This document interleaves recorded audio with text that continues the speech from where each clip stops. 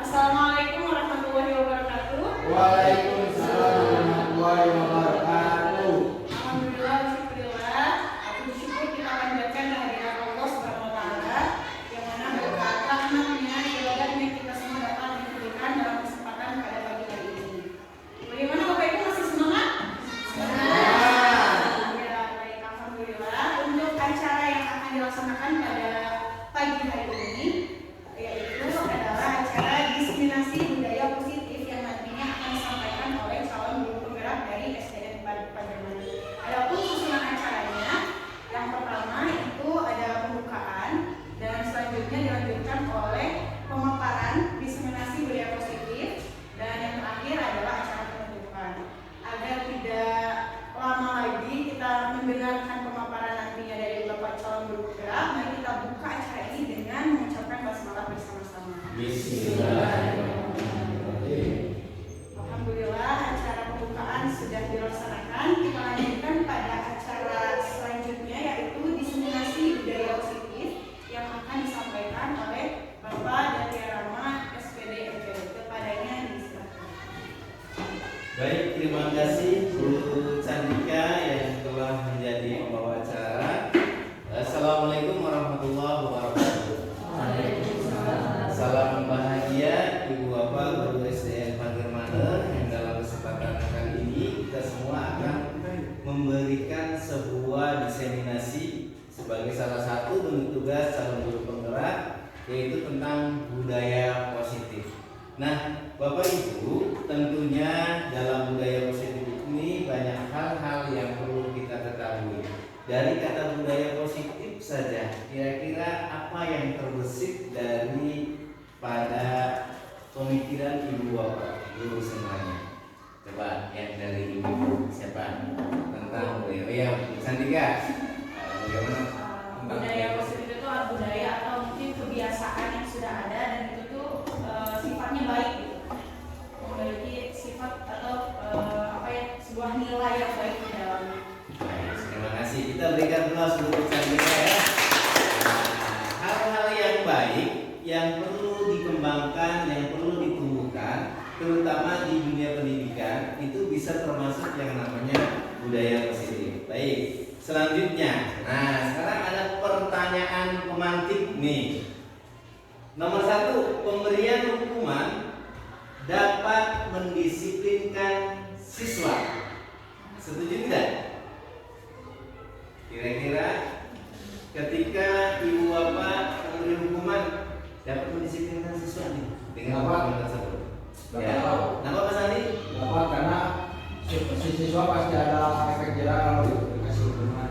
Oke. Pernah tidak Pak Sandi mengalami peristiwa ketika menghukum siswanya jadi disiplin?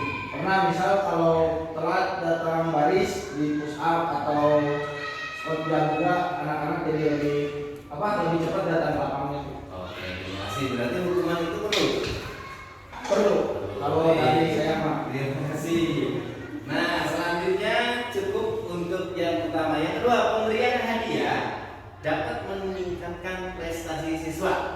Siapa yang mau berpendapat? Ya, Bu Tim. Dengan memberikan hadiah atau apresiasi Ya. itu dapat mendorong untuk berbuat ini menjadi teman yang itu dapat ditiru Dapat ditiru. ya.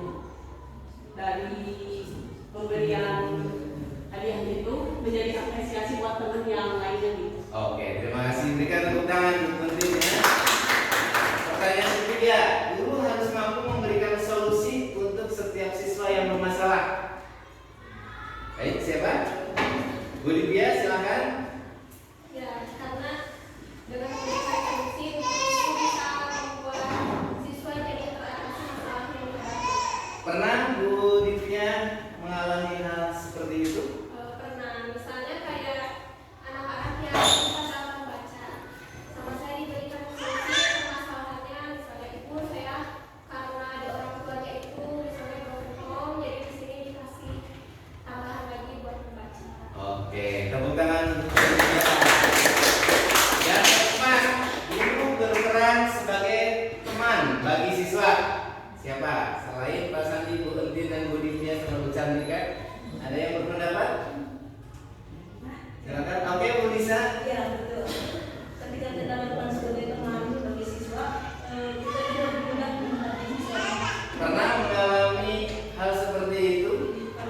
Bagaimana contoh peristiwanya? Oke,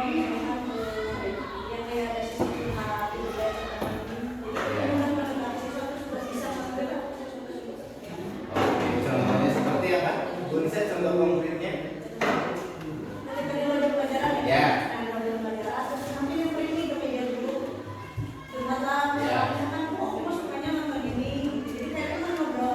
Oke, berarti perlu ya sebagai teman. Baik, tepuk tangan untuk Bu Nisa. Ya, terima kasih. Tadi dia ketikanya jalan, khawatirnya udah berbicara nggak kerekam. Gitu. Baik, langsung alhamdulillah ya. Jadi Ibu Bapak, ya kita pahami selama ini ada hukuman, ada penghargaan, ada kita sebagai teman, atau kita memberikan solusi itu dalam rangka mendisiplinkan anak ya tujuan kita ya. Nah nanti kita apakah hal itu untuk pendidikan saat ini masih diperlukan atau tidak? Nah kita bahas di slide-slide berikutnya ya. Baik, selanjutnya, nah kita akan mempelajari tentang positive mindset. Apa itu budaya positif? Perwujudan nilai-nilai keyakinan universal yang diterapkan di sekolah. Ya, konsep intinya tentang disiplin positif, motivasi perilaku manusia, keyakinan kelas, kebutuhan dasar manusia, posisi kontrol diri dan segitiga restitusi. Kita akan bahas satu persatu. Yang pertama, coba Ibu Bapak menggenggam tangan, bahwa di genggaman itu bayangkan sesuatu yang sangat berharga bagi kehidupan kita dan hanya bisa diberikan atau bisa diperintahkan kepada orang-orang yang benar-benar menurut kita itu adalah orang-orang yang penting. Ya, bayangkan apapun di sini yang berharga. Sudah dibayangkan? Oke. Sekarang dengan teman sebelahnya saling bertukar, yang satu menggenggam, yang satu bujuk, rayu, paksa supaya genggaman yang berharga ini dibuka. Nah, gantian. Boleh dengan candaan, boleh dengan paksaan, boleh dengan memberikan motivasi semangat. Coba. Nah, dalam hitungan ketiga siapa yang berhasil membuka? 1, 2, 3. Coba buka. Buka gantian, Pak Yoga membuka Pak Sandi membuka Pak Yoga, tapi dengan bujukan, dengan nasihat atau dengan paksaan kumaha gitu. Mbak 1, 2, 3.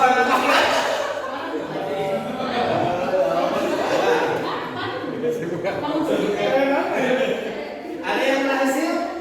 Dalam waktu 1 menit. Silakan 1 menit. Berhasil dibuka belum? Berhasil dibuka belum? Ada yang masih dibuka? Oke. Ada? Mau selesai ya? Oke, baik. Ketika apa Ibu Bapak bisa memberikan sesuatu yang penting bagi hidup kita, entah itu keuangan, kesehatan dan lain sebagainya. Karena kita tidak sendiri ketika mendengar orang tidak Bapak minta ginjalnya.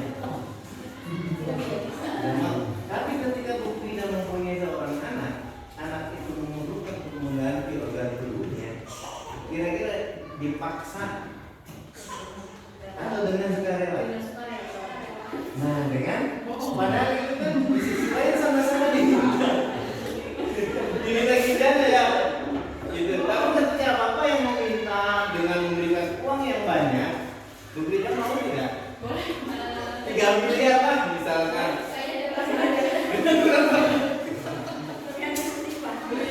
Misalkan 10 miliar misalkan.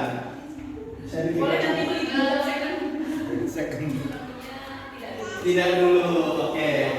Jadi ketika kita mempunyai hal yang penting ya, hal yang sangat berharga, ada orang yang menawarkan menukarkan dengan sejumlah uang, itu tidak akan bernilai harganya dan tidak akan bisa dibeli. Tetapi ketika kita memberikan dengan sukarela menjadi anak yang memang itu merupakan jangan hati kita misalkan, terkadang tidak diminta pun diberikan. Betul tidak ya sebenarnya? Sama Ibu Bapak peserta ini apabila mengalami suatu permasalahan, ayo curhat ke Ibu, ayo curhat ke Bapak. Kira-kira ada yang diam, ada yang dengan sukarela.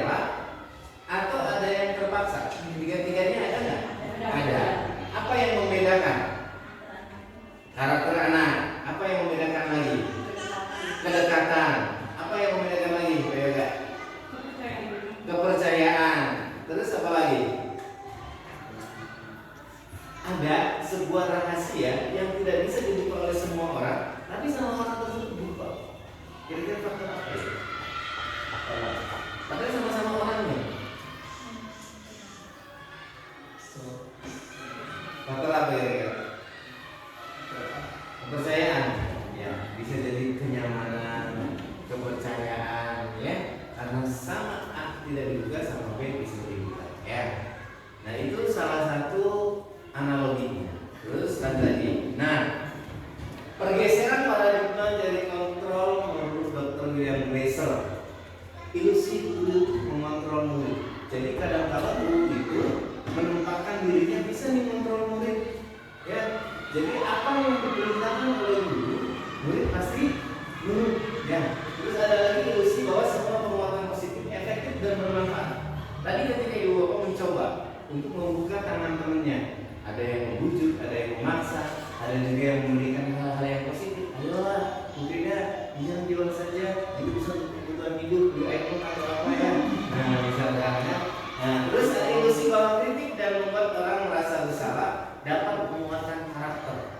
Jadi guru itu ketika mengkritik siswanya atau orang mengkritik sesama orang lain, itu akan bisa menguatkan karakter. Terus ada lagi ilusi bahwa orang dewasa memiliki hak untuk memaksa. Pernah tidak ibu bapak mengalami hal tersebut? Ini sebagai orang dewasa, pernah nggak mengalami poin yang keempat? Oh itu orang dewasa punya memiliki hak untuk memaksa terhadap siswa, terhadap anak.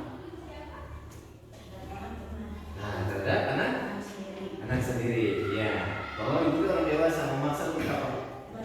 Ibadah. Oke, Bu Cantika pernah ke adiknya untuk memaksa bahwa Bu Cantika itu orang dewasa nih. Seperti apa halnya?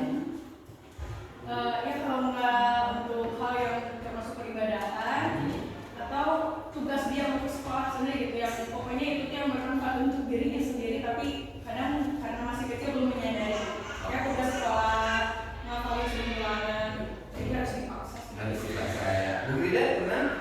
Ke siswa. Contohnya bagaimana? Dalam pembelajaran seperti administrasi yang sesuai dipaksa. Harus hafal kalian. Pak Sandi? Pernah Pak. Ya. Seperti halnya? Ke anak-anak kalau saat melatih juga sering Pak. Ya. Karena kan kalau ketika melatih mas anaknya harus saat berlatih harus melewati batas kemampuannya. Jadi kalau udah capek atau apa teh ya kita bilang paksa. Siap ya. Jadi Bapak ini adalah ilusi orang dewasa bisa memaksa, bisa mengontrol murid bahwa memberikan hal yang positif itu bisa ke anak-anak ya. Nah selanjutnya di sini ada bagaimana seorang bisa berubah dari paradigma stimulus respon kepada penegakan teori kontrol. Stimulus responnya realitas kebutuhan kita sama, itu stimulus respon. Tapi teori kontrolnya kebutuhan kita berbeda. Coba kalau di dalam kelas kira-kira anak sama tidak gaya belajarnya? Kebutuhan pelayanannya sama tidak? Berbeda. Kalau gaya belajar ada berapa tipe sih? Kinestetik, auditory, audio, visual. Kira-kira ketika anak mempunyai motivasi gaya belajar yang berbeda, penanganannya sama, itu malpraktek bukan? Kalau di dunia pendidikan, ya, sakit gigi, sakit kepala, sakit jantung, obatnya Oskador, ya, cocok tidak? Tidak, itu malpraktek. Nah, sama ke anak juga ketika anak tadi disebutkan tidak ada kinestetik, audio teori, audio visual, itu harus mempunyai konten, proses dan produk yang berbeda dalam pembelajaran. Tidak boleh disamakan penilaiannya. Namanya pembelajaran berdiferensiasi. Ya. Terus semua orang melihat hal yang sama. Teori kontrolnya semua orang melihat hal yang berbeda. Kita mencoba mengubah orang agar berpandangan sama dengan kita. Kita berusaha memahami pandangan orang lain tentang dunia mereka. Jadi ketika ada hal yang berbeda jangan disamakan. Tetapi ada hal yang sama jangan dibedakan juga. Gitu. Jangan sampai hal yang sudah sama lalu membuat perbedaan dari yang sama itu. Contohnya ketika kita membuat sebuah agama Islam, lalu terjadi prinsip-prinsip yang lain, itu akan membuat perbedaan. Dan juga kita sama, hal yang berbeda itu jangan disamakan. Ketika mempunyai pendapat yang berbeda, mempunyai keyakinan berbeda, jangan memaksakan keyakinan untuk disamakan. Nah, selanjutnya di sini ada disiplin positif. Nah, disiplin positif itu salah satu cara penerapan dengan tujuan menumbuhkan kesadaran. Kalau tadi disiplinnya itu karena hukuman, disiplinnya itu karena penghargaan, disiplinnya mungkin karena malu, karena berikan pujian. Tapi ketika disiplin positif itu tumbuh dari diri sendiri setiap individunya, maka akan menjadi disiplin yang permanen. Coba sekarang kita lihat, kalau Pak Sandi naik sepeda motor, ya, kamu juga sering mengalami. Tidak menggunakan helm, tiba-tiba ada Pak polisi.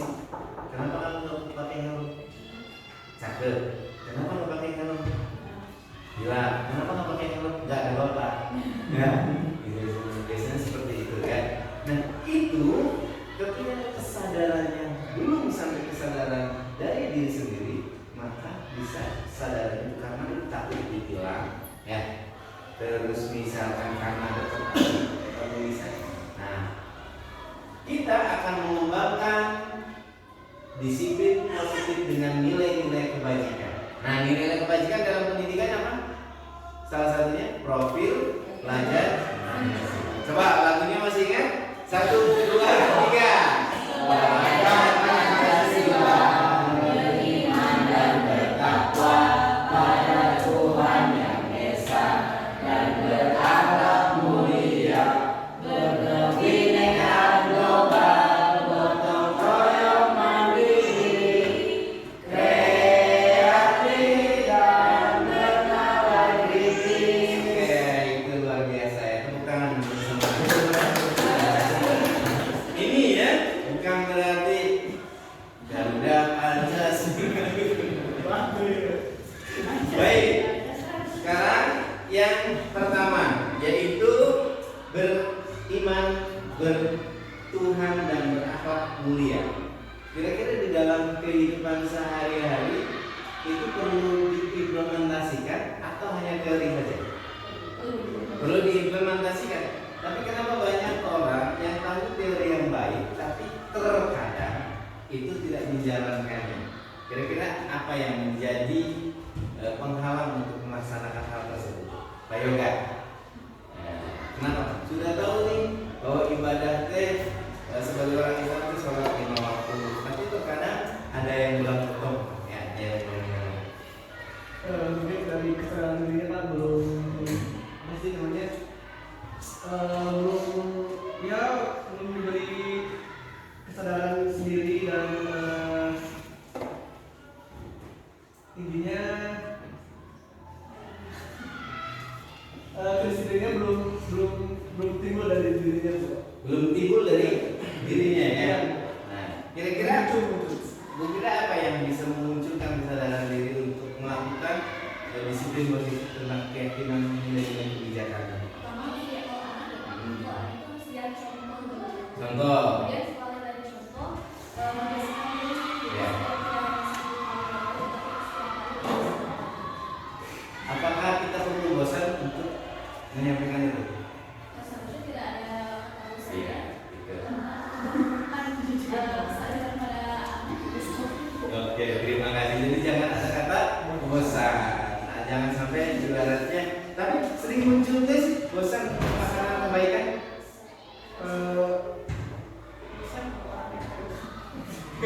Gimana bercanda kan? Bosan kalau apa? Kalau nggak nurut Pak. Kalau nggak nurut. Berapa tahun Nabi dakwah? Nah, artinya kita juga sama.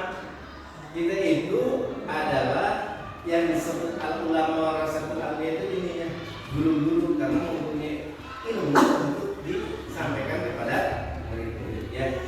Nah, jadi disiplin positif yang akan kita laksanakan bersama-sama itu yaitu tentang bagaimana kita menerapkan mengimplementasikan profil pelajar Pancasila. Selanjutnya ini Ibu Bapak. Nah, motivasi perilaku manusia.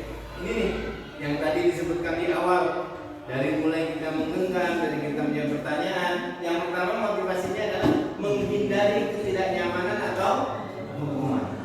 Ada orang yang disiplin, tetapi dia tujuannya itu adalah menghindari ketidaknyamanan atau hukuman.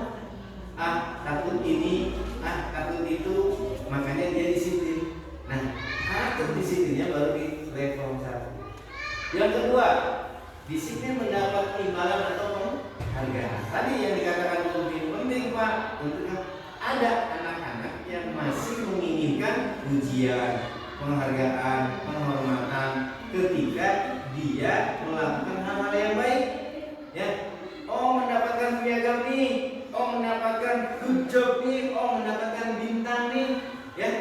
Nah itu ada berada di level 2. Nah level yang paling bagus itu menghargai diri sendiri dengan nilai yang mereka percaya bahwa disiplin teh mau diganjar dengan penghormatan, mau ada hukuman, mau ada aturan, ketika kita sudah tertanam, sudah terbiasa menjadi habit, nah itu akan menjadi level yang ketiga, jadi menghargai diri sendiri. Bayangkan dulu Bapak, di sebuah kampung yang namanya Kampung Naga, di sebuah kampung yang namanya Kampung Baduy, mereka tidak mengenal teori dari Pancasila, bagaimana saling bermusyawarah, saling menghormati, penghormatan, tapi aplikasinya ada di dalam.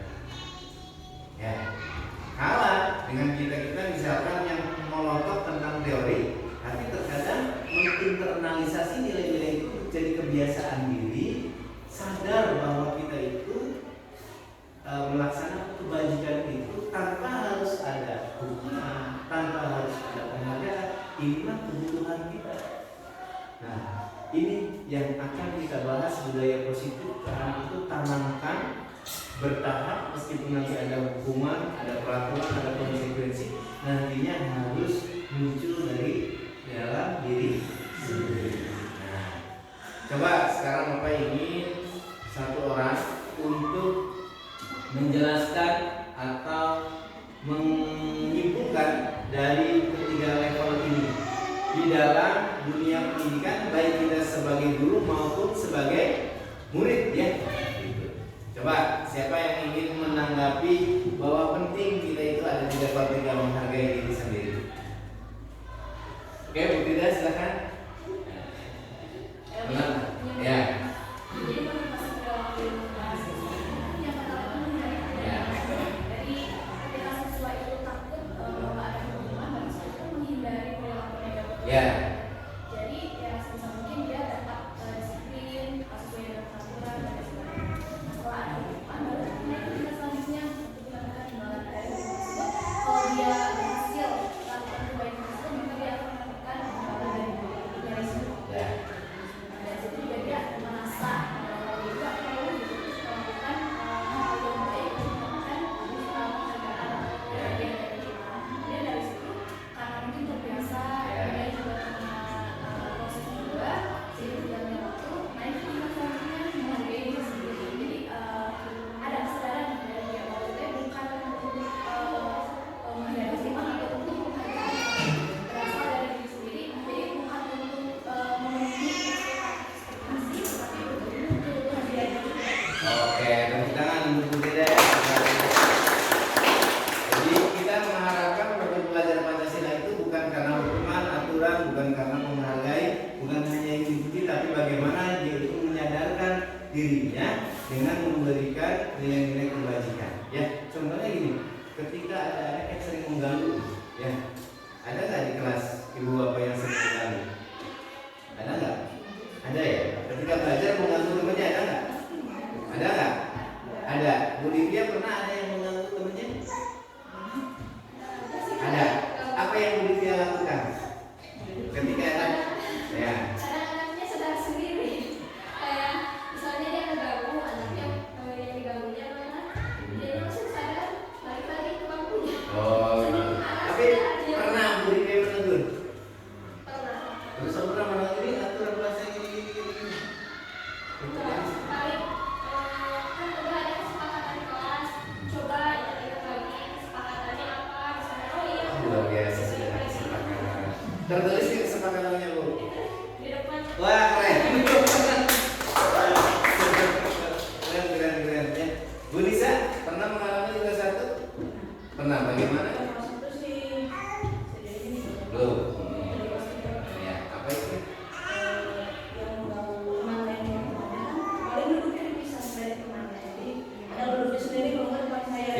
Yang dikatakan Bu Nisa memisahkan duduk teman yang mengganggu dengan yang diganggu itu termasuk hukuman, konsekuensi atau keyakinan? Hukuman.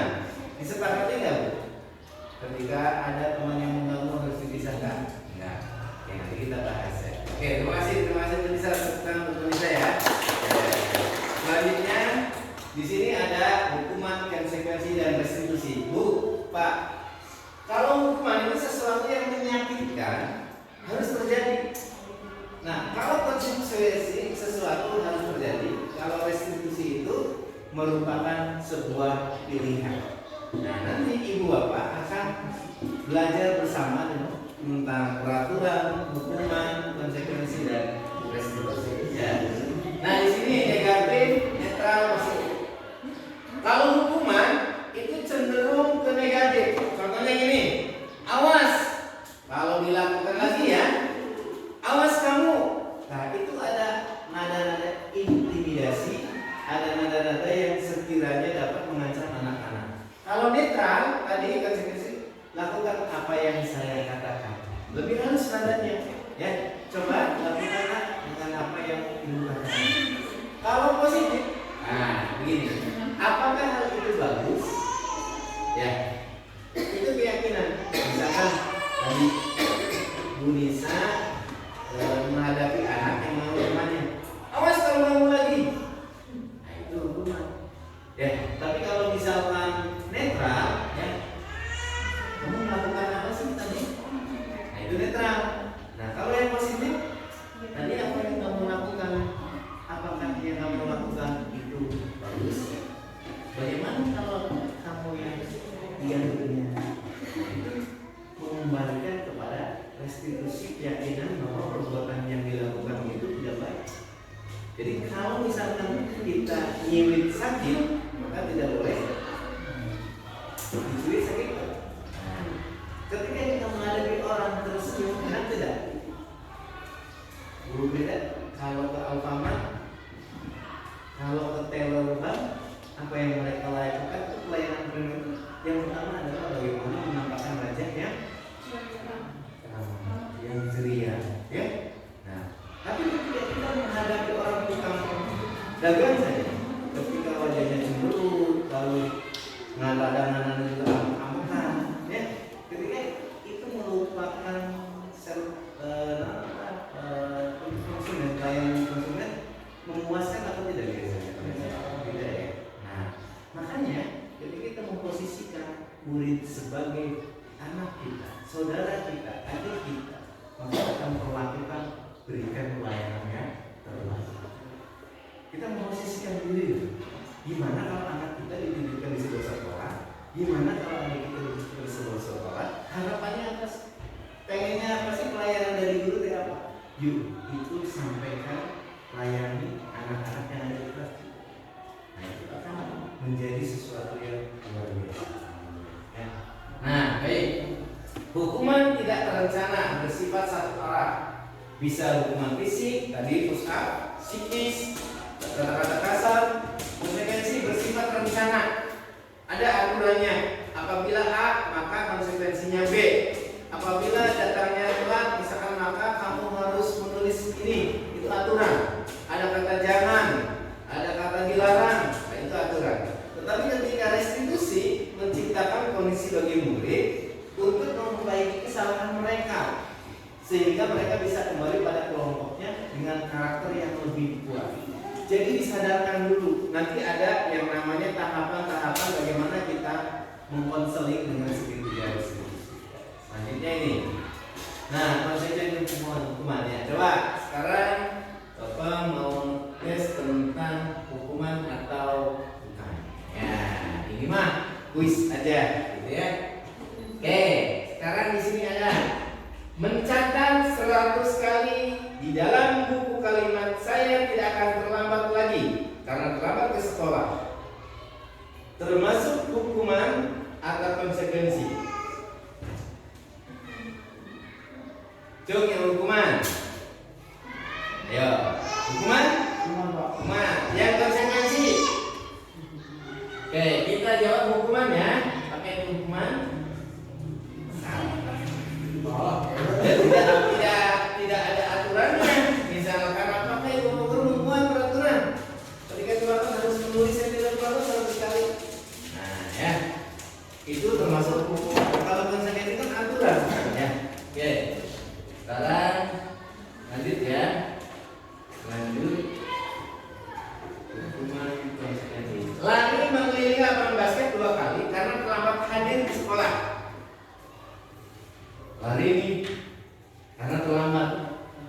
termasuk hukuman atau konsekuensi.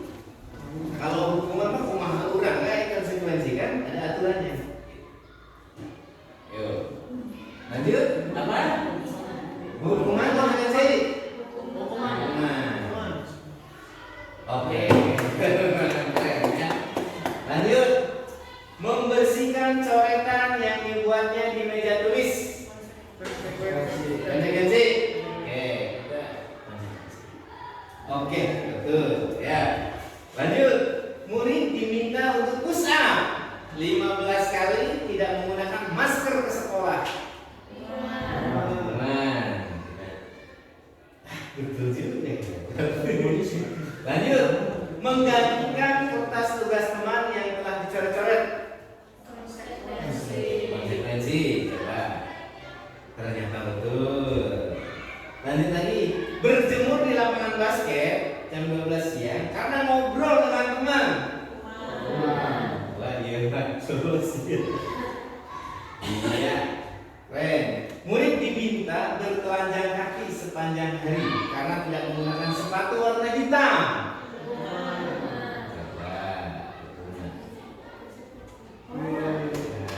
Betul ya. Berdiri di depan kelas sambil mengangkat kaki satu karena tidak bisa menjawab. Ada ibu bapak yang membuat peraturan gitu? Ada maksudnya apa ini? Wah, keren deh. Lanjut, membersihkan tumpahan air di meja tulis karena tersenggol. Konsekuensi. Wah, keren ya. Lanjut, kehilangan 10 menit jam istirahat untuk mengerjakan tugas karena terlambat datang untuk tertinggal pelajaran selama 10 menit. Yang ketiga hukuman? Konsekuensi. Wah, luar biasa ya. Lanjut, duduk di bangku di pinggir lapangan pada jam istirahat tidak diizinkan bermain pada guru piket karena mencederai teman. Konsekuensi hukuman? Konsekuensi. Wah, luar biasa ya. Oke. Tepuk tangan untuk kita semua. Ini udah masuk semuanya. Nah, ini sudah ya. Lanjut. Dihukum oleh penghargaan. Tadi Bu, bahasanya itu dihukum oleh penghargaan. Kenapa? Karena anak melakukan hal positif karena diberikan penghargaan. Coba pengaruh jangka pendek dan jangka panjang pengaruh tidak efektif. Ya. Karena apa? Ketika kita melakukan kebaikan, kalau tidak diiming-imingi penghargaan, udah nggak ada penghargaannya juga. Jadi selama penghargaannya ada, pasti semangat. Tetapi ketika penghargaannya tidak ada, tidak semangat. Contohnya pernah ada sholat tarawih yang diberikan 50.000 per orang. Tapi ketika 50.000 nggak ada, Islam mengalami kemajuan. Barisannya lainnya semakin maju. Ya, gitu. Jadi tidak akan permanen. Ya, penghargaan merusak hubungan. Betul tidak? Ya, saudara. Tahu masih ada. Nah, betul terjadi ya. Oke. Terus motivasi dari dalam diri intrinsik ya. Jadi yang tadi baru yang muncul yang intrinsik. Nah, sekarang keyakinan kelas. Mengapa keyakinan kelas itu perlu? Keyakinan kelas itu disepakati oleh siapa Bu Divya? Antara siapa dan siapa? Siswa dan guru. Kalau peraturan? Guru saja. Bapak membuat peraturan nih kepala sekolah dengan guru. Berarti hanya kepala sekolah saja yang membuat. Makanya perlu kesepakatan yang namanya keyakinan sekolah atau keyakinan kelas. Ya. Ini bukan peraturan lagi. Bagaimana prosedur membuat keyakinan? Mempersilahkan warga sekolah siswa untuk mencurahkan pendapat. Nanti kita di bulan sebelum AMBK akan mencurahkan pendapat membuat keyakinan sekolah atau keyakinan kelas yang akan ide gagasan yang disampaikan di Bapak untuk menjadi keyakinan bersama. Jadi bukan lagi masalah dihukum, masalah dikasih penghargaan, tapi bagaimana kita untuk berusaha menginternalisasikan dengan kebajikan itu dari sadar diri. Ibu Bapak yakin nggak besok masih hidup? Iya. Makanya terus jadikanlah besok mau mati. Kenapa? Berikan yang terbaik, berikan yang terbaik. Jangan-jangan ketika kita lagi melakukan hal yang terbaik, Allah memanggil kita, ya, gitu. Jangan-jangan ketika kita lagi melakukan hal yang terburuk, Allah juga memanggil kita. Gak ada yang tahu kapannya, gimananya penyebab itu. Jadi berikan yang terbaik, berikan yang terbaik, ya. Nah, terus selanjutnya, nah ini 5 posisi kontrol guru. Yang satu penghukum, membuat rasa bersalah sebagai teman, pemantau, dan manajer. Nah, kira-kira dari kelima ini yang sering kita lakukan sebagai apa? Yang sering kita lakukan sebagai apa? Penghukum, Pak Sandi, Bu Frida. Membuat rasa bersalah, Bu Nisa.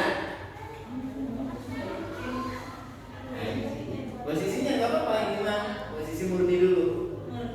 Ya. Biasanya tuh disesuaikan sama kondisi sih Pak. Ya, yang sering dilakukan Memantau. memantau. Bu Rizka sebagai apa? Ya, pemantau. Buntin, Bu, teman, Bu Cantika. Kadang sebagai teman, kadang manajer. Wah, teman manajer. Bu Ditya. Sama kayak besar. Kayak enggak? Sama Pak Farhan? Teman. Ayo di manajer. Oke. Ya, kita lihat sekarang contohnya. Bisa diperhatikan sampai selesai.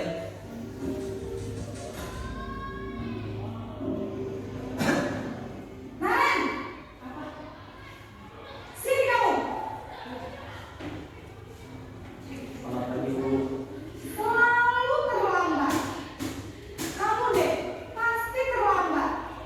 Maaf Bu, saya Apa? Apa coba? Alasan kamu apa lagi? Kapan sih kamu tidak terlambat?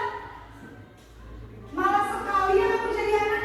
saya Dasar pemalas. Gak kapok-kapok sih kamu. Sudah berapa kali terlambat? Sana, kamu keliling lapangan basket 2 kali. kenapa saya harus ke lapangan basket Bu? Kenapa? Kamu kayak ibu. Berani-beraninya jawab. Sudah terlambat, masih berani jawab pula. Sekarang, keliling lapangan basket 5 kali sekalian. Biar kapok. Cepat. Pergi sana ke lapangan basket. Nah, ini posisi apa tadi Bu? Penghukum ya. Nah, ini penghukum.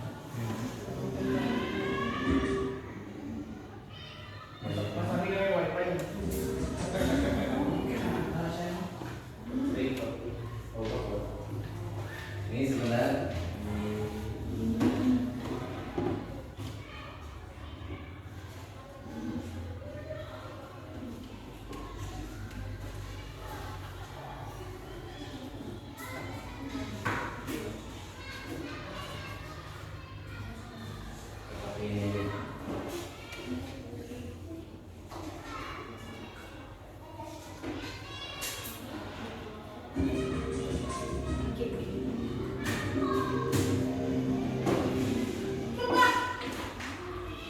Sekarang pergi sana ke lapangan basket. Nah, ini posisi kontrol berikutnya Ibu Bapak. Naren, Coba sebagai apa ini? Apa Ibu? Naren, kamu kenapa terlambat lagi, nak? Ya Tuhan, Naren, kamu senang ya bikin ibu susah ya? Kalau kamu terlambat lagi, nanti ibu yang ditegur bapak kepala sekolah, nak. Disangka ibu tidak bisa membina kamu. Duh, gimana ini? Maaf Bu. Duh, Gusti Naren, kamu suka ya kalau ibu ditegur bapak kepala sekolah? Terus, sekarang ibu harus tulis apa ya di buku absen? Ini kamu sudah sering terlambat loh. Ibu harus apa coba? Maaf Bu. Maaf sekali. Ya sudah, lain kali jangan bikin ibu susah lagi ya nak ya. Ibu tidak akan kuat lagi kalau kamu begini terus. Bisa jantungan kalau ibu ditegur bapak kepala sekolah. Sana cepat kelas. Maaf ya Bu. Maaf sekali. Oke, ini posisi kontrol sebagai apa? Membuat rasa bersalah. Di kalimat mana? Nanti ibu dihukum. Nah, nanti ibu ditegur kepala sekolah, terus ibu bisa jantungan, gitu. Ibu tuh susah. Nah, gitu ya. Nah, itu membuat rasa bersalah. Nah, selanjutnya posisi yang ketiga. Nah, ini teman yang tadi ibu Cantika buntinnya.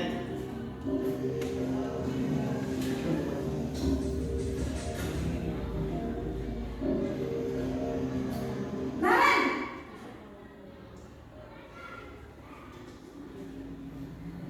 Apa Ibu? wah sudah jam berapa ini nak?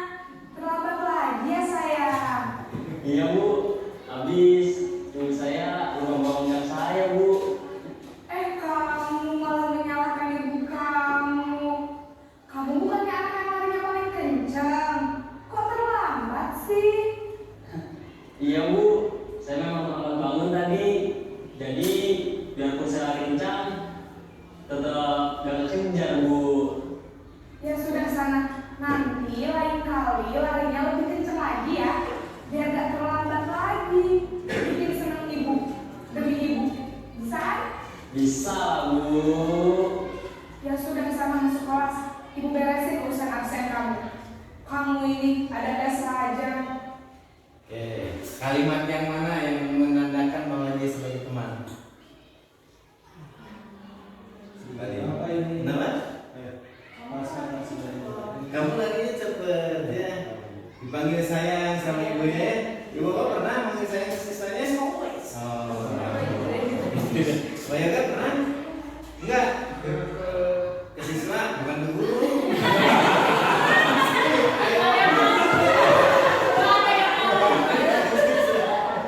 Pernah.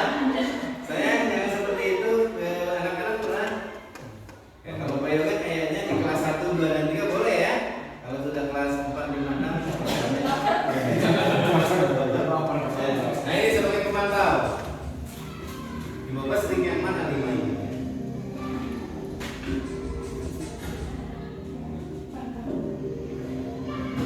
Naren,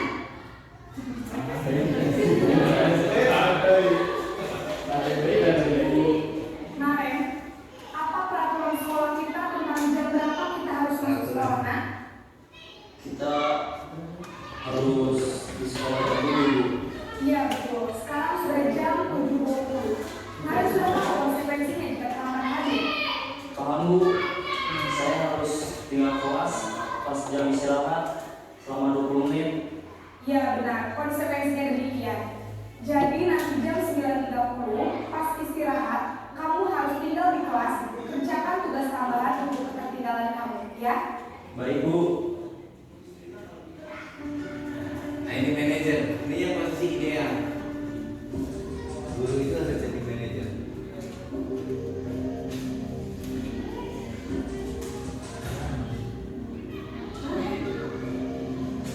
Naren,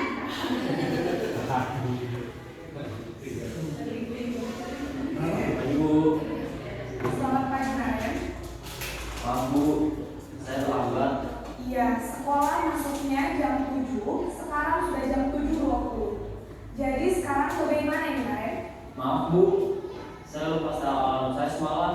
Baiklah, menurut kamu, keyakinan sekolah yang mana yang perlu kamu tingkatkan? Menghargai diri sendiri dan orang lain mungkin ya Bu. Setuju. Jadi, apakah Nara meyakini prinsip saling menghormati tersebut? Iya Bu, saya meyakininya. Apakah Nara bersedia memperbaiki masalah keterlambatan ini? Bersedia Bu. Bagaimana kamu akan memperbaiki masalah keterlambatan ini? Saya akan coba untuk tidak lupa menyetel alarm saya Bu. Baik, kalau Nara lupa menyetel alarm di rumah, ada orang yang kira-kira bisa bantu mengingatkan tidak? Ada Bu, kakak saya, Kak Emma. Ada lagi selain Kak Emma? Selain Kak Emma, ada ibu saya. Baik, jadi yang mengingatkan Naren adalah Kak Emma dan ibu kamu ya. Kira-kira akan mulai setel alarm kapan nih Naren? Setelah pulang sekolah, akan segera saya lakukan. Baik, jadi Naren akan setel alarm untuk bangun besok pagi dan akan diingatkan oleh kakak dan ibu dan Naren ya. Ada lagi yang mungkin perlu dilakukan Naren agar tidak terlambat bangun lagi? Tidak ada Bu. Baik Naren, terima kasih untuk kerjasama kamu. Sekarang kamu perlu kembali ke kelas untuk belajar. Baik Bu, terima kasih. Nah, Ibu Bapak, dari kelima video ini, kira-kira yang tadi disampaikan itu yang paling ideal posisi mana? 5. Posisi? Kenapa Bu Chandika? Ketika Bu Chandika memilih yang kelima sebagai manajer. Karena kita tuh bikin mereka sadar dengan dirinya sendiri. Jadi bukan menghakimi sejak awal salah, tapi kita balikin ke mereka untuk menyadari sendiri salahnya di mana, terus solusi yang paling tepat bisa mereka lakukan itu seperti apa. Dan kita juga mengarahkan untuk mereka dapat solusi sendiri sesuai dengan kemampuan mereka. Sesuai dengan kemampuan dan kesepakatan yang diyakininya. Jadi tadi kesepakatan yang diyakininya dia melanggar apa? Kedisiplinan. Sehingga dia itu menghormati yang lain juga ya. Nah di sini Bapak, bahwa ketika menghukum itu biasanya menunjuk, menghardik, menggunakan kata-kata kasar dengan fisik, verbal tadi push up ya. Nah anak menjadi menendam, tidak menyukai guru atau mata pelajaran tertentu. Ibu Bapak mungkin pernah ketika SD ada guru matematika yang belum apa-apa masuk sudah killer ya. Awas ini materinya susah. Sudah pelajaran matematika diberikan peringatan intimidasi bahwa pelajaran itu susah. Bagaimana otak itu akan menerima pembelajaran itu ketika dihalangi oleh kata-kata susah, kata-kata awas. Jadi yang tadinya harusnya terbuka itu menjadi tertutup gitu Bapak ya. Nah, terus tadi membuat rasa bersalah. Dampaknya membuat siswa bersalah, rendah hati, menarik diri, insecure, ya, overthinking nantinya. Nah teman, dampaknya murid bergantung. Enak sama Bu Chandika. Kalau sama Pak Yoga mah misalkan dimarahin terus. Mau pelajaran Bu Chandika aja. Ada yang seperti itu. Ada. Di bagaimana ada? Ada. Lalu bukan berarti Bu Chandika sama dia payah seharusnya. Tapi berharap ingin diajarkan sama ibu itu terus, gitu ya. Nah, terus memantau dampaknya tadi menghitung hadiah, terus hukuman tentang peraturan. Tapi ketika manajer dampaknya murid menjadi mandiri. Jadi sudah ada ibaratnya remindernya, ya, pengingatnya. Saya harus berangkat jam sekian, saya harus sampai sekolah jam sekian. Itu sudah tertanam di anak-anak, sudah ada alarmnya, gitu ya. Nah, baik, selanjutnya kebutuhan dasar manusia. Anak murid itu Bapak bertahan hidup membutuhkan kasih sayang, diterima, penguasaan, kebebasan dan kesenangan. Nah, selanjutnya di sini ada kasus. Bisa dibantu dibacakan Pak Yudi kasusnya tentang Ibu Ambar. Ya, yang lain boleh disimak. Ibu Ambar guru dari kelas 2A di SD Pelita Hati sedang bingung menghadapi ulang salah satu murid di kelasnya Doni. Beberapa anak di kelas 2A telah datang padanya dan menyebutkan Doni yang sering meminta bekal makan siang dan kehadiran paksa. Jika Anda menghadapi situasi seperti Ibu Ambar, apa yang akan Anda lakukan? Menurut Anda, kira-kira apa alasan Doni melakukan itu? Kira-kira, ayo siapa yang mau jawab? Bisa boleh? Ayo, silakan. Ketika bisa jadi lambat. Ada Doni yang sering minta apa itu? Yang sering kali minta bekal makanan ke semuanya. Kira-kira Doni ini ingin bertahan hidup, memerlukan kasih sayang atau diterima, atau ingin menguasai, atau kebebasan atau kesenangan dia? Kira-kira dua, satu. Oh, dua ya. Apa? Kasih sayang. Kasih sayang dan rasa ingin diterima. Kenapa, Bu Salsa? Mungkin misalnya di rumahnya Ya. perhatiannya dia dari orang tuanya. Jadi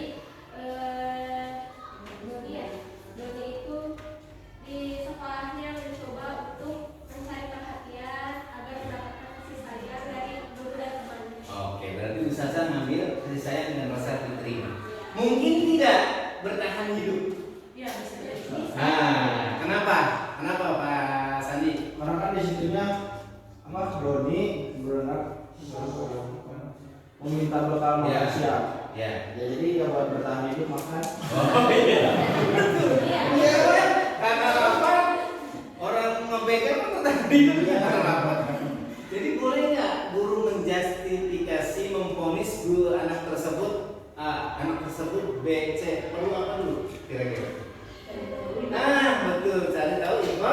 Masih bisa jadi perlu tadi kata Bu Lydia di rumahnya itu dikasih bekal tapi kasih sayangnya kurang. Bisa saja kalau Pak Sandi di rumahnya tuh nggak dikasih bekal gitu, bahkan ngambilin punya orang. Bisa nggak yang ke ini? Yang ketiga penguasaan. Bisa Merasa paling jago di kelasnya, ambilin semua padahal dia sudah punya, tapi puas kalau dia ngambil punya temennya, dan temennya itu takut. Tambah temennya takut, tambah senang dia. Itu ada karakter orang seperti itu. Tambah orang itu terpojok, tambah senang. Ya, gitu. Nah, ada juga kebebasan. Yang bebas itu atau kesenangan, gitu ya. Jadi ada beberapa orang itu mempunyai motivasi untuk mempertahankan kebutuhan dasar manusia. Ya, nah ini gambar coba. Nah, sekarang dunia berkualitas. Untuk menanamkan hal-hal yang positif, kita perlu yang namanya dunia berkualitas. Itu adalah dunia di mana momen terbaik, orang terbaik, situasi terbaik yang pernah kita alami. Oke, sekarang bayangkan, siapakah orang yang paling penting dalam hidup Anda? Nilai-nilai kebajikan apa yang terpenting dalam hidup Anda? Begitu deh, siapa orang yang terpenting dalam hidup? Orang tua. Ada nilai kebajikan apa gitu? Kenapa pilih orang tua? Ya, keluarga terus? Darah daging. Terus apa lagi? Alasannya? Yang paling dekat. Ya. Terus nilai kebajikan apa yang ada dalam diriku? Satu, wisata. Hal-hal yang baik. Apa? Ya, komitmen, tanggung jawab, jujur, kebersamaan, kejujuran, kenyamanan, keamanan.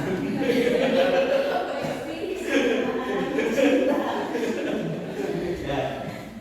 Jadi orang tua dan nilai kebajikannya itu yang memiliki. Yang kedua, pemirsa boleh bantu baca. Yang kedua.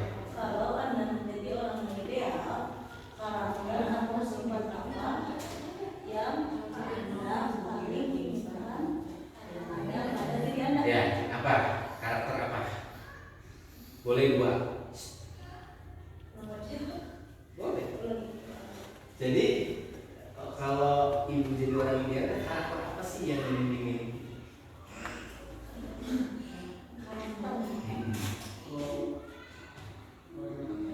Ayo. Ya, saya mau Ingin orang yang menunjukkan Anda ingin berkenal sama saya, merasa nyaman. merasa nyaman, berarti karakter apa? Mempunyai komitmen, mempunyai tanggung jawab, kejujuran, kebajikan-kebajikannya.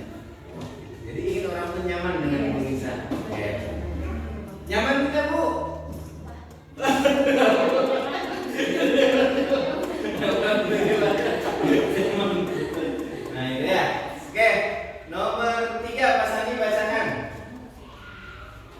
pencapaian apa pencapaian baik yang sangat banggakan banggakan. sangat banggakan apa pekerjaan ideal bagi Anda. Pencapaian apa yang pas di dalam hidup ini yang sangat dibanggakan? Ayo. Ketika apa? Ketika berhasil menjadi atlet Pak Menjaga hati. dan menjadi atlet atlet Pak Menjadi atlet ya. itu yang paling luar Ya. biasa. Oke. Terus pekerjaan ideal menurut Mas Adi sebagai apa? Ya mungkin bekerja di dunia olahraga kayak pemain bola yang kayak gitu Pak. Atletnya. Ya, oke. Masih Pak Yoga nomor 4. Itu sangat bagian perjalanan hidup Anda, di mana Anda merasa itulah titik puncak hidup Anda.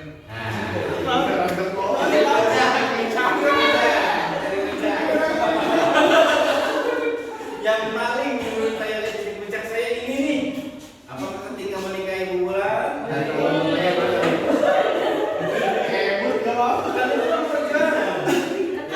ketika apa? Yang masih terngiang-ngiang. Ada beberapa sih, Pak, cuman Satu saja. Boleh. ini ketika sudah membuka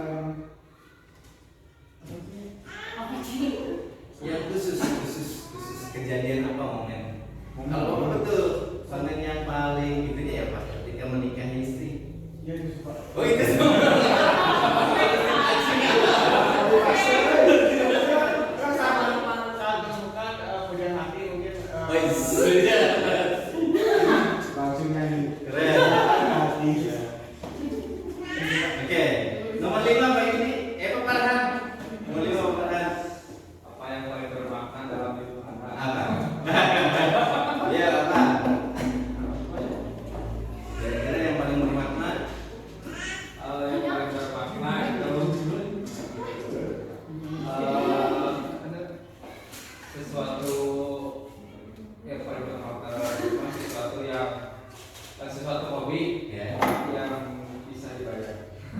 Hobi yang bisa dibayar. Ya, Pak. Contohnya Seperti punya keahlian Pak, seperti memainkan trompet. ya. Terus dibayar gitu. Guru kita di bawah trompet ya.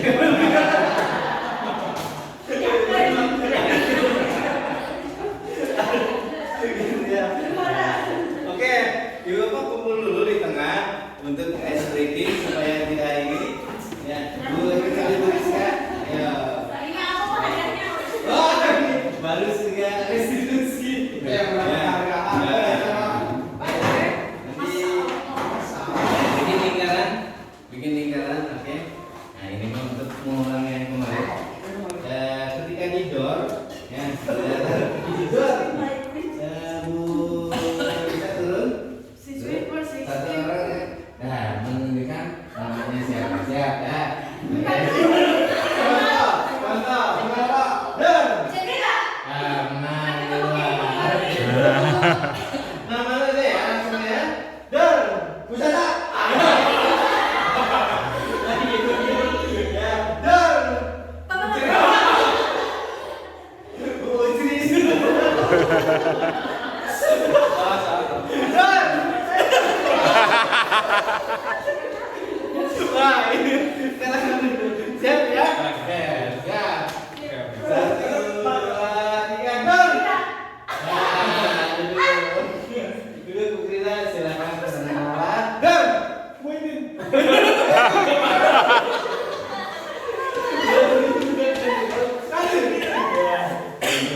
Gitu, door. Door. Door.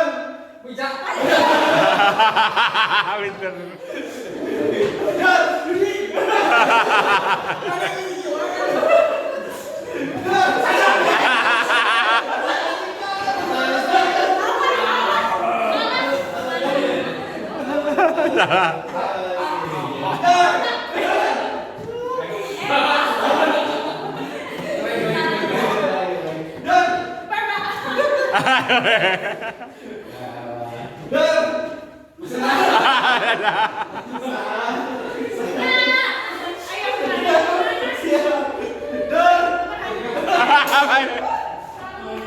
ya. Terima kasih teman-teman.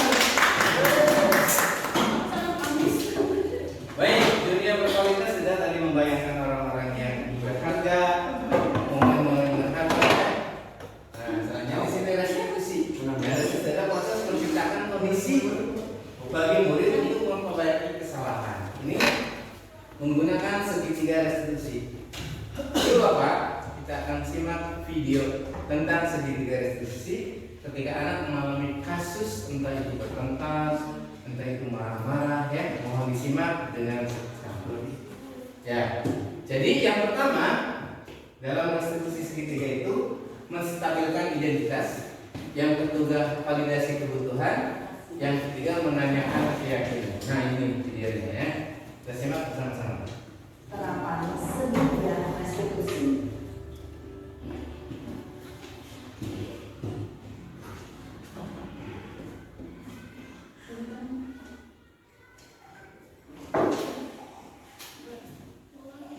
Pintar. Sudah lama nggak bicara. Kenapa hari ini sih? Kesel Pak, kesel banget. Masa aku dikatain uang fitnah Pak? Ya aku marah lah. Aku balik dikatain Eka di depan kelas. Kesel banget. Oh begitu. Ya pasti kamu marah dan kesal. Bapak juga akan marah apabila ada yang menyinggung Bapak seperti itu.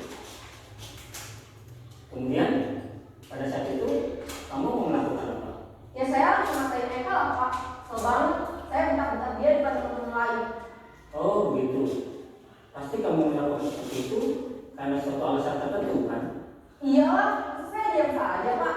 Ya saya bela diri lah. Masa saya dituduh tukang fitnah? Ya wajar lah. Mempertahankan harga diri itu sesuatu yang penting buat kamu.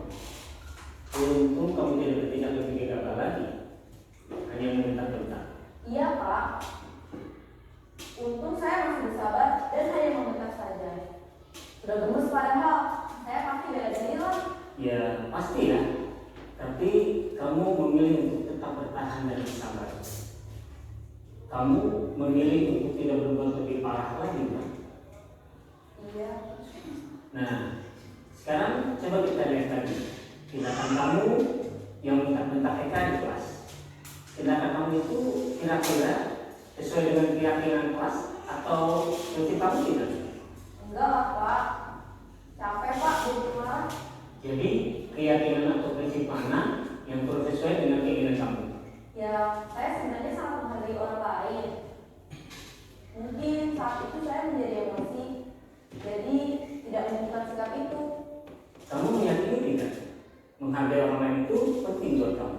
Yakinlah Pak. Iya, setuju. Kita harus saling menghargai. Namun ada juga keyakinan yang kita sepakati yang perlu kita jalankan apabila kita sedang marah kan? Ya, saya bisa lebih proaktif, mulai dengan diri sendiri. Saya bisa jadi lebih sabar, mengambil waktu jeda untuk berpikir mau apa selanjutnya. Kira-kira kamu bersedia memperbaiki masalah ini tidak? Sedia Pak. Kalau kamu memperbaiki masalah ini, kamu akan menjadi orang seperti apa? Saya akan menjadi orang yang bertanggung jawab kali ya Pak. Dan senantiasa proaktif. Iya, menurut kamu bagaimana rasanya menjadi orang seperti itu? Ya nyaman lah, bangga bisa bersabar dengan diri. Baiklah kalau begitu. Yuk kita pikirkan bagaimana memperbaiki masalah ini.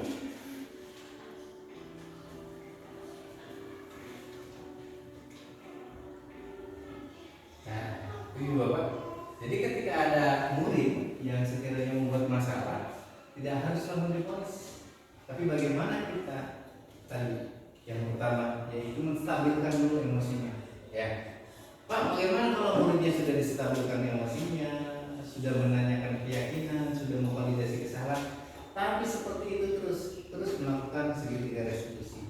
Meskipun guru itu dianggap oleh murid tersebut, wah, saya ini dipanggil dipermalukan atau gimana, tapi proses daripada segi restitusi dilaksanakan, ibu bapak tidak akan menyerah karena prosesnya sudah dipenuhi. Adapun tanggapan murid ketika sudah direstitusi tetapi mempunyai kesalahpahaman terhadap guru tersebut, lapor ke orang tuanya, saya tadi dimarahin oleh ibu bapak guru. Padahal ini dilakukan segitiga restitusi. Biarkan saja, ya. Yang penting anak itu mengalami yang namanya distabilkan dulu emosinya. Ya, jangan sampai ketika anak sedang bertengkar, sedang berantem diambil lalu dimarahin lagi. Nah itu salah menurut teori daripada segi restitusi yang sekarang dikembangkan di Kementerian Pendidikan dan Ristek. Jadi tadi dulu sudah ada dulu.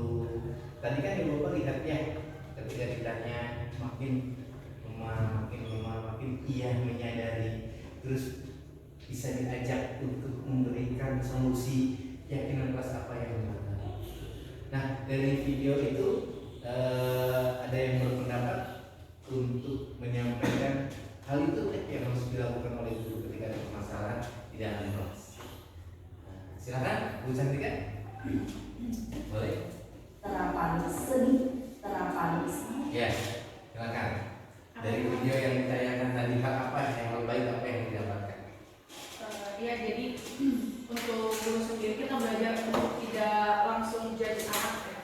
Apalagi kan kalau misalkan di kelas mungkin gurunya juga kadang kaget, jadi kita tahu gitu tiba-tiba anaknya bertengkar karena apa. Kadang-kadang kita juga kalau lagi gelap langsung sok kamu guru tanya di depan. Dan kan ya karena ada beberapa respon guru juga yang memang harus diperbaiki gitu. Jadi dengan melihat video yang barusan, setidaknya kita kayak punya gambaran yang seharusnya kalau misalkan terjadi kisruh di kelas itu apa dulu gitu langkah utamanya. Jadi kayak udah punya step awal untuk melakukan solusi kepada anak. Gak harus langsung dijudge anaknya, jangan gini jangan gitu atau langsung memarahin, tapi ada proses sebelum mereka disadarkan seperti itu. Oke, masih tepuk tangan untuk Bu Cantika. Nah ini kabar baik yang Bapak lakukan di kelas 5 ya, waktu itu di kelasnya budidaya melakukan keyakinan kelas, membuat keyakinan kelas. Nah jadi di sini tuh menggunakan pengarahan terlebih dahulu bahwa ketika di kelas masih ada peraturan dan kemudian di kelas 2 sudah ada kesepakatannya, nanti dibuat aja keyakinan kelas. Nah peraturan itu biasanya menggunakan bahasa-bahasa jangan, menggunakan bahasa-bahasa tidak boleh ya, apabila ini maka konsekuensinya itu peraturan. Tapi buatlah keyakinan kelas yang disepakati bersama, di mana setiap murid itu memberikan kontribusi ide. Contoh nih, jangan membuang sampah sembarangan. Itu aturan dengan ada konsekuensi. Keyakinan kelasnya apa? Kira-kira. Nah, membuang sampah harus pada masih peraturan atau sudah keyakinan? Ketika kata harus, yang baik apa biasanya? Menjaga kebersihan. Kebersihan sebagai daripada iman, atau mari membuang sampah pada tempatnya. Nah, itu ya yang kelas. Terus yang kedua yaitu seperti kita menuliskan sudah. Yang keempatnya penentuan keyakinan kelas yang disepakati bersama sudah ada di sini contohnya yang bukunya. Yang selanjutnya pengambilan janji. Jadi dibacakan ulang oleh ketua kelas tentang keyakinan kelas yang sudah disepakati tadi. Contohnya seperti ini, ya. Rajin beribadah, bahasa-bahasa yang sekiranya mengajak gitu. Terus apa? Saling menghargai. Terus apa lagi? Belajar dengan tertib, ya. Terus apa lagi? Melaksanakan 5S. Terus senantiasa menjaga kebersihan. Coba bahasa peraturannya apa? Rajin beribadah dicantikan. Peraturannya? Jangan tinggalkan sholat. Jangan tinggalkan sholat tuh. Jadi rajin beribadah. Pak Farhan, saling menghargai, bahasa peraturannya apa? Biasanya. Atau Pak Yoga, saling menghargai, bahasa peraturannya apa? Hah? Apa? Tidak boleh mengejek teman. Nah betul itu peraturan. Jadi kita saling menghargai. Belajar dengan tertib. Peraturannya apa? Tidak ribut ketika belajar. Tapi menggunakan bahasa keyakinan. Belajar dengan melaksanakan 5S. Senyum, sapa, sopan, santun. Apa kira-kira? Yang masuk ke peraturannya tidak berkata kasar. Menjadi melaksanakan 5S sopannya, senyum, sapa, sopan. Terus nanti kebersihan. Bahasa peraturannya apa? Buang apa? Dilarang membuang sampah sembarangan. Nah, ketika Ibu menyaksikan adanya hal-hal yang diatur, dilarang membuang sampah di sini. Coba lihat di berbagai tempat ini, ketika ada tulisan itu apa yang disampaikan? Banyak sampah. Terkadang mohon maaf nih, yang suka merokok memasang aturan tidak boleh merokok. Maklumnya itu satu. Ya, kalau itu kan ada ya, larang merokok tapi dia merokok sambil memasang aturan itu. Terus itu mah ini analoginya ya. Nah, baik Bapak, itu tadi yang disampaikan tentang budaya positif. Tepuk tangan untuk budaya positif. Selanjutnya ingin satu kesimpulan dari ibu-ibu dan bapak-bapak tentang kegiatan budaya positif. Silakan, Bu Firda, kesimpulannya kegiatan hari ini. Ya. Kesimpulan dari kegiatan hari ini kita menemukan pengetahuannya. Dan dari itu kita tidak boleh memperlakukan murid sesuai dengan kontrol. Tidak boleh mengontrol murid, tetapi kita harus belajar untuk bisa mengerti, memahami kebutuhannya, dan juga yang melaksanakan belajar sesuai dengan kebutuhan dari masing-masing. Salah satunya dengan cara apa tadi? Restitusi dia sama dari itu yang kesepakatan kelas. Posisi kontrol. Iya, harus sebagai manajer. Nah, betul tangan untuk Bu Firda ya. Ayo kan, tadi sampaikan Pak Sandi. Ya. Ayo kok, ayo kita makan Pak Sandi hari ini. Ya. Kurang lebih sama kayak Bu. Apa sama tuh? Apa sebutkan? Ya, jadi kita tidak boleh langsung menghukum siswa, kan ada yang ternyata apa tadi tuh ya. Ya seperti itu lah Pak. Pokoknya Pak, kurang lebihnya sama. Silakan mengucapkan konklusi terakhir dari seluruh rangkaian kegiatan ini.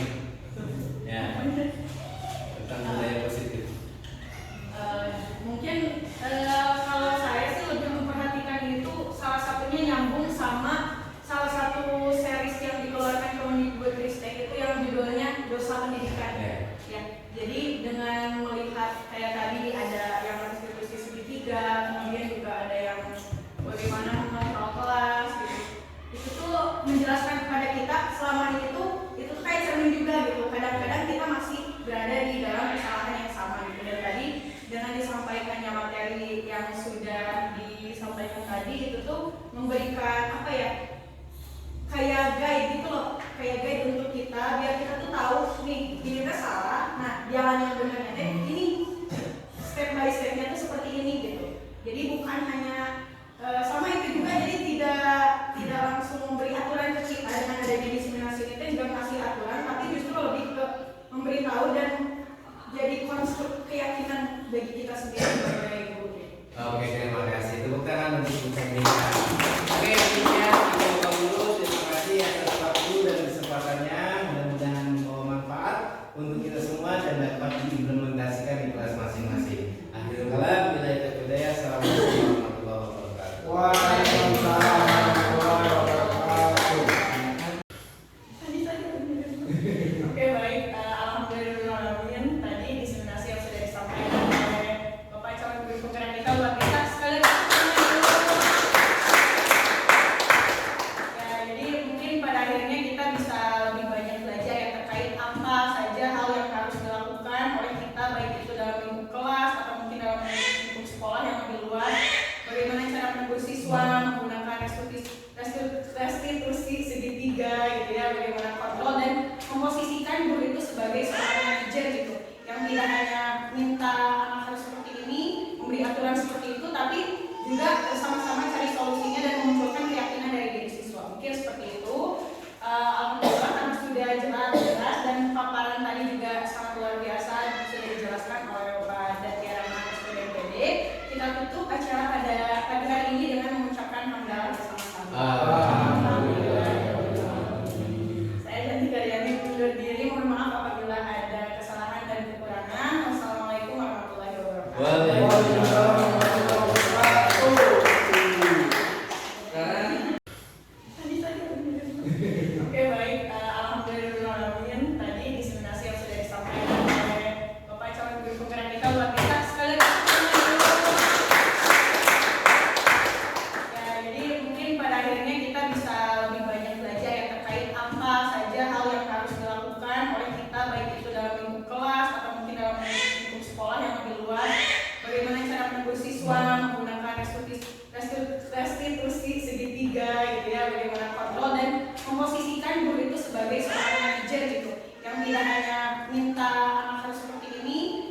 teguran seperti itu, tapi juga sama-sama cari solusinya dan memunculkan keyakinan dari diri siswa. Mungkin seperti itu. Alhamdulillah karena sudah jelas dan paparan tadi juga sangat luar biasa sudah dijelaskan oleh Pak Datiara SPDMPD. Kita tutup acara pada pagi hari ini dengan mengucapkan hamdalah bersama-sama. Saya dan Dikariani undur diri. Mohon maaf apabila ada kesalahan dan kekurangan. Wassalamualaikum warahmatullahi wabarakatuh. Waalaikumsalam.